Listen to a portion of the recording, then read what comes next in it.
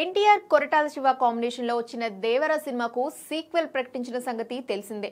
నిజానికి దేవర movie block buster hit అయింది. కానీ ఎన్టీఆర్ అభిమానులు పూర్తి స్థాయిలో సాటిస్ఫై కాలేకపోయారు. ఈ నేపథ్యంలో దేవర 2 ఉంటుందా ఉండదా అనే చర్చ జరిగింది. దానికి స్వయంగా ఎన్టీఆర్ఏ సమాధానం చెప్పడం ఫ్యాన్స్ కు ఫుల్ కిక్ ఇచ్చింది. దేవర 2 ఉండదు అని అనుకుంటున్న వారికి చెప్తున్నా, ఈ సినిమా ఖచ్చితంగా ఉంటుందని చెప్పాడు.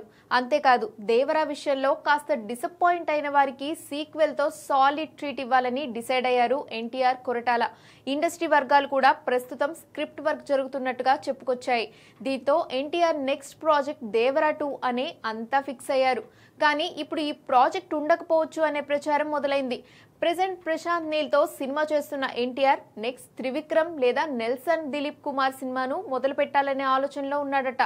ఆల్రెడీ త్రివిక్రమ్ సినిమాకు ప్రీ ప్రొడక్షన్ వర్క్ మొదలవగా జైలర్ 2 అయిపోయిన వెంటనే ఎన్టీఆర్ సినిమాపై ఫోకస్ చేయడానికి రెడీ అవుతున్నాడట నెల్సన్.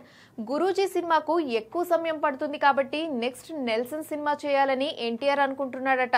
దీంతో దేవర 2 క్యాన్సిల్ అయినట్టు పుకార్లు పుట్టుకొచ్చాయి. ఇందులో నిజమేంతో తెలియదు. కానీ దేవర 2 ఆగిపోతే నెక్స్ట్ కొరటాల పరిస్థితి ఏంటి అనేది హాట్ టాపిక్ గా మారింది. మరి ఎన్టీఆర్ ఎలా ప్లాన్ చేస్తున్నాడో చూడాలి.